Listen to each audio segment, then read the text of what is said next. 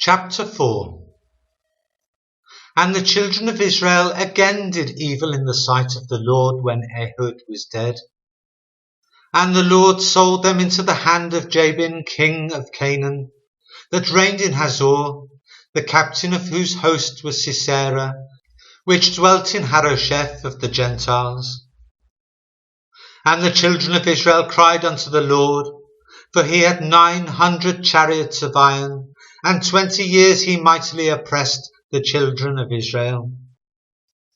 And Deborah, a prophetess, the wife of Lapidoth, she judged Israel at that time. And she dwelt under the palm tree of Deborah, between Ramah and Bethel in Mount Ephraim, and the children of Israel came up to her for judgment. And she sent and called Barak the son of Abinoam out of Kadesh Naphtali, and said unto him, Have not the Lord God of Israel commanded, saying, Go and draw toward Mount Tabor, and take with thee 10,000 men of the children of Naphtali and of the children of Zebulun? And I will draw unto thee to the river Kishon Sisera, the captain of Jabin's army, with his chariots and his multitude, and I will deliver him into thine hand.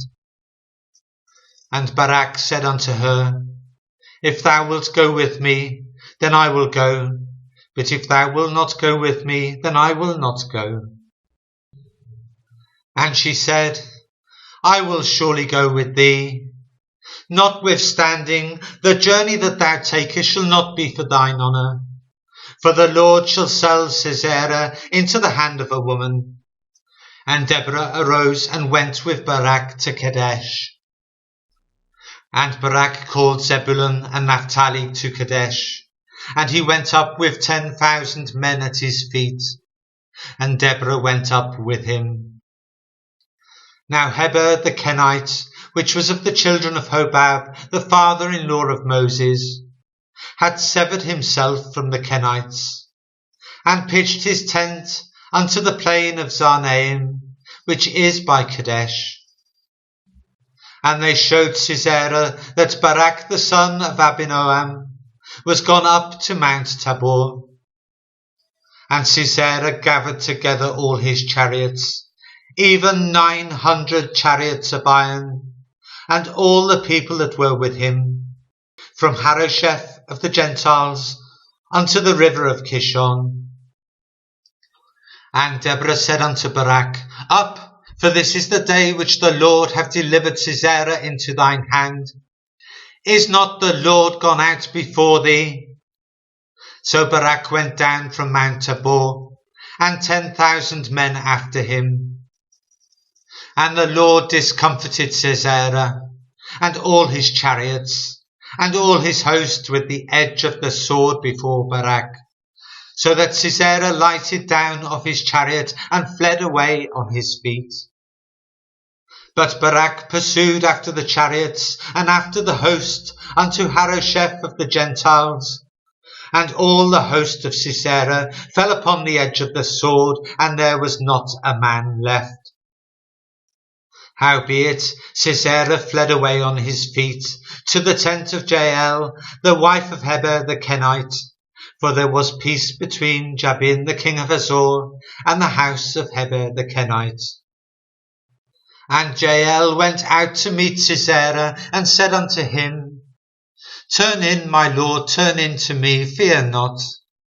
And when he had turned in unto her into the tent, she covered him with a mantle. And he said unto her, Give me, I pray thee, a little water to drink, for I am thirsty. And she opened a bottle of milk, and gave him drink, and covered him. Again he said unto her, Stand in the door of the tent, and it shall be, when any man doth come and inquire of thee, and say, Is there any man here? That thou shalt say, No.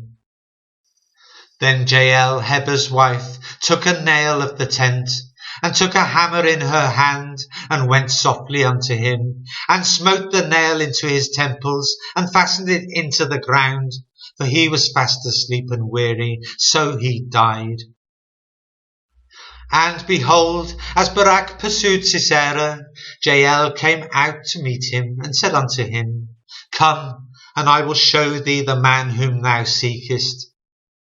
And when he came into her tent, behold, Sisera lay dead, and the nail was in his temples. So God subdued on that day Jabin the king of Canaan before the children of Israel. And the hand of the children of Israel prospered, and prevailed against Jabin the king of Canaan, until they had destroyed Jabin king of Canaan.